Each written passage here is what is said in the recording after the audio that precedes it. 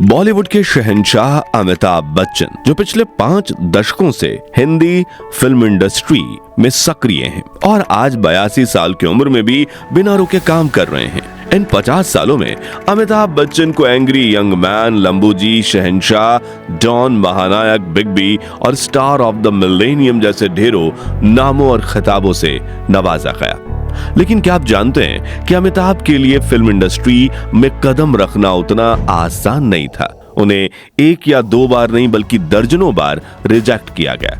यहाँ तक कि ये भी कहा गया कि तुम एक्टर बनने के लायक नहीं हो। फिर जब इंडस्ट्री में काम करने का मौका मिला तो उनकी पहली 12 फिल्में बॉक्स ऑफिस पर औंधे मुंह जा गिरी। अब कोई भी निर्देशक उन्हें अपनी फिल्म में लेने को तैयार नहीं था, लेकिन धर्मेंद्र पाजी की छोड़ी हुई एक फिल्म अमिताभ की झोली में आ गिरी और इस फिल्म ने बनाया अमिताभ बच्चन को यंगरी यंग मैन। मगर वो फिल्म कौन सी थी? उन्होंने फिल्म इंडस्ट्री में नाम कमाने के लिए कितना संघर्ष किया, स्टार बनने से पहले कैसी थी अमिताभ की जिंदगी और कैसे बने हमारे बिग बी, सदी के सबसे बड़े महानायक, जानेंगे इस वीडियो में। लेकिन उसके पहले प्लीज आप वीडियो को लाइक और चैनल को सब्सक्राइब कर दीजिए।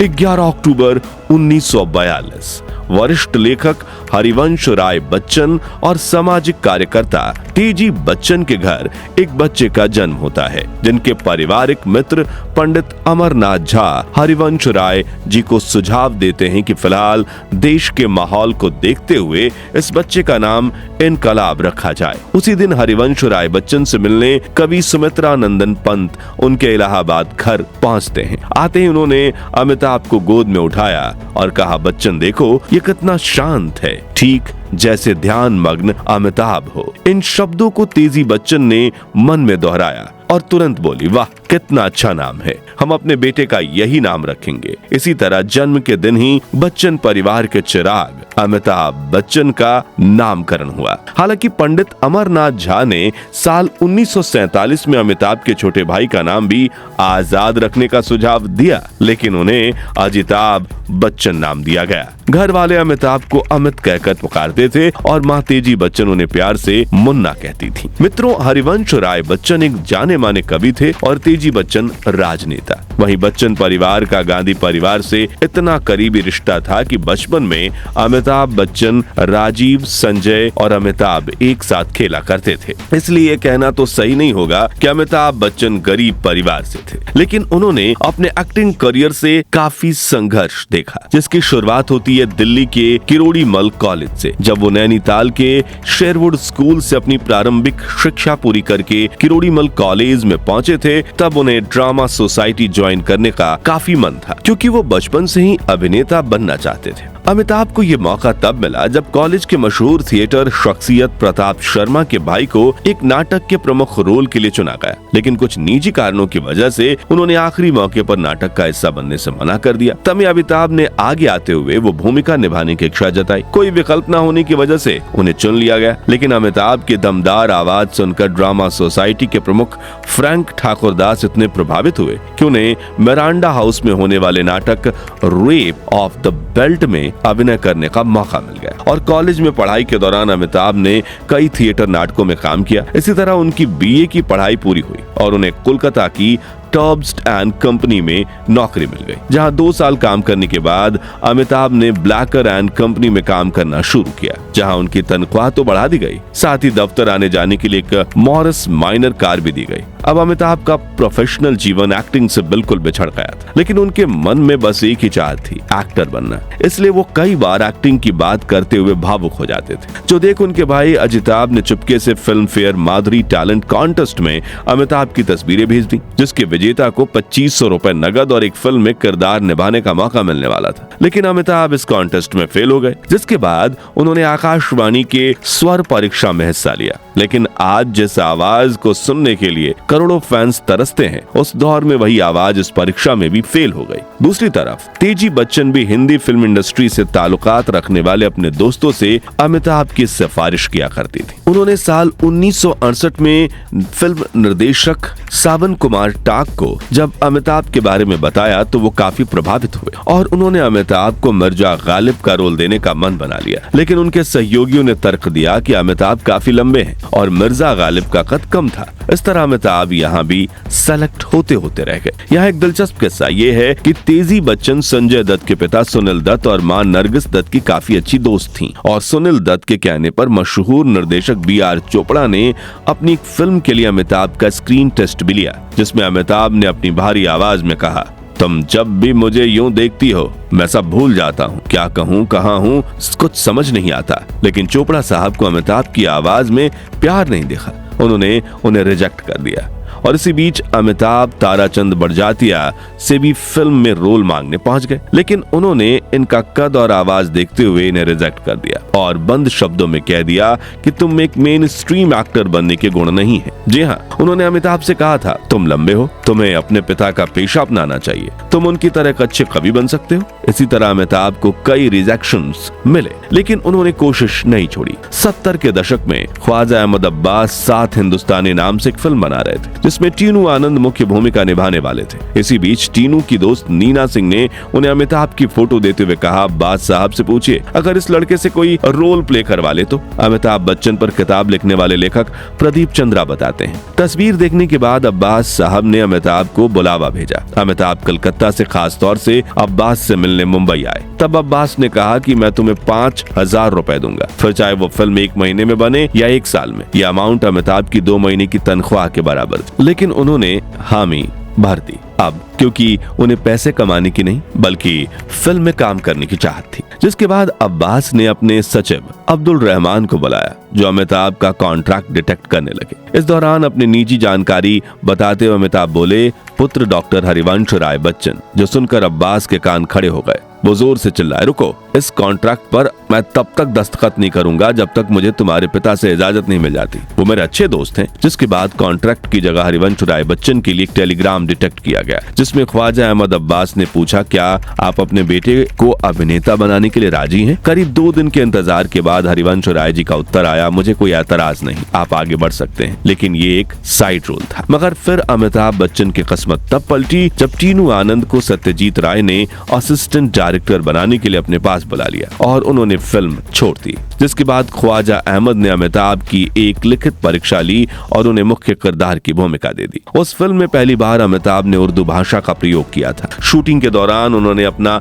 100% दिया और अब्बास साहब ने खुश होकर उन्हें 50 रुपए दिए। उस रात उन पैसों से अमिताभ बच्चन, जलाल आगा और अनवर अली 3 दोस्तों ने मिलकर जमकर शराब पी और अपनी शाम यादगार बनाई। लेकिन अगली सुबह एक दिलचस्प घटना हुई, जिसके बाद से आज तक अमिताभ बच्चन ने कभी शराब को हाथ तक नहीं लगाया। दरअसल सुबह जब तीनों दोस्तों का नशा उतरा, तब अनवर अली ने बिल्कुल सीरियस होकर अमिताभ से कहा, दोस्त, जब तक तुम्हारा इंडस्ट्री में नाम ना हो शराब को हाथ मत लगाना। जिसके बाद अमिताभ ने शराब और सिगरेट स्मोकिंग छोड़ने का फैसला लिया। आज तक उन्होंने कभी शराब और सिगरेट को हाथ तक नहीं लगाया। बस एक बार जब उनके छोटे भाई अजिताभ की शादी हुई थी, तब उन्होंने खुशी में शराब के 2 घूंट लिए थे। अब शायद आपको लगे कि 7 हिंदुस्तानी करने के बाद अमिताभ का फिल्मी करियर चल गया होगा, तो आप गलत हैं, क्योंकि अब तो संघर्ष की असल शुरुआत हुई थी। दरअसल 7 हिंदुस्तानी में अमिताभ की अभिनय की तो तारीफ हुई, लेकिन फिल्म कुछ ज्यादा चल नहीं पाई। इसलिए अगले काम की तलाश में अमिताभ मशहूर निर्देशक मृणाल सेन से मिले, जिन्होंने अपनी फिल्म भुवन शोम में अमिताभ को हिंदी वॉइस ओवर करने का काम दिया, जिसके लिए उन्होंने 300 रुपए पाए। अब अमिताभ चाहते थे तो इस छोटे काम को नकार सकते थे, क्योंकि वो एक्टर बन चुके थे,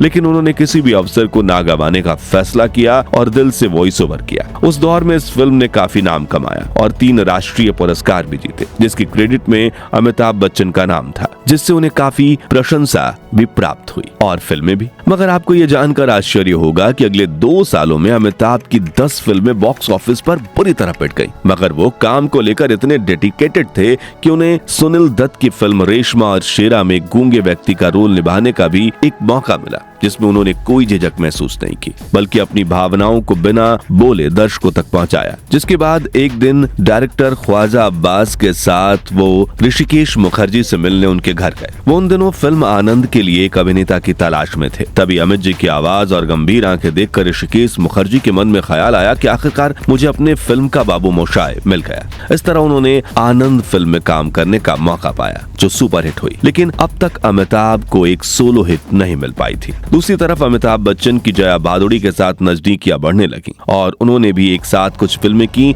लेकिन वो भी नहीं चली। लेखक प्रदीप चंद्रा बताते हैं कि शुरू से ही अमिताभ के अभिनय ने सबका ध्यान अपनी तरफ खींचा था और अगर अमिताभ में टैलेंट नहीं होता तो उन्हें एक के बाद एक 12 फिल्में नहीं मिलती। तीसरी ही फिल्म के बाद ही उन्हें अपना बोरिया बिस्तर बांधना पड़ता। खैर 1972 में धर्मेंद्र और प्रकाश मेहरा की जोड़ी ने समाधि जैसी हिट दी थी। इसी दौरान धर्मेंद्र ने सलीम जावेद से 9,500 रुपए देकर एक कहानी खरीदी। ये कहानी उनके दिल के बेहद करीब थी, लेकिन हालत कुछ ऐसे बने कि उन्होंने खुद ही उसे छोड़ दिया। किस्मत का खेल देखिए, धर्मेंद्र की बहन के प्रकाश मेहरा से इतने गहरे मतभेद हो गए कि बहन के दबाव में आकर उन्होंने फिल्म करने से इनकार कर दिया।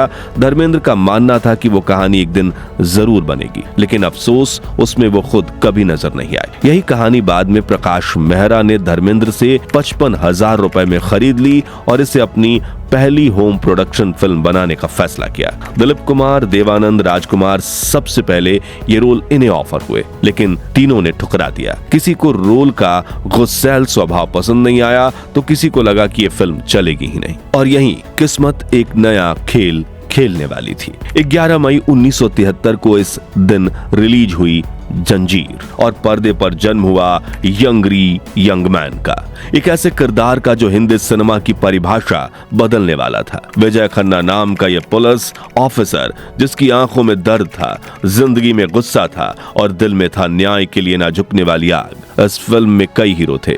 सलीम जावेद की धारदार कहानी, प्राण का शेर खान वाला अविस्मरणीय रोल, अजित का स्टाइलिश विलन तेजा, जया भादुड़ी की मासूमियत, लेकिन सबसे बड़ा हीरो था वो चेहरा जिसे किसी ने उम्मीद की नजरों से नहीं देखा था, अमिताभ बच्चन। वो अमिताभ जो 12 फ्लॉप फिल्मों के बोझ तले दबे हुए थे, अचानक जंजीर के बाद हर फिल्मी मैगजीन के कवर पर थे। प्रकाश मेहरा ने एक फ्लॉप हीरो पर दाव लगाया था और ये दाव न सिर्फ सफल हुआ बल्कि उसने बॉलीवुड की पूरी दिशा बदल दी। अमिताभ की गहरी आवाज, उनकी आंखों की आग और डायलॉग बोलने का अंदाज सब कुछ नया था। दर्शकों को लगा कि ये हीरो उनके गुस्से की आवाज है, उनकी तकलीफों का जवाब है। याद कीजिए वही मशहूर सीन जब शेर खान पुलिस स्टेशन में कुर्सी पर बैठ जाता है और विजय खन्ना उसे ठंडे लेकिन धारदार लहजे में कहता है, जब तक बैठने को ना कहा जाए शराफत से खड़े रहो। ये पुलिस स्टेशन है, तुम्हारे बाप का घर नहीं।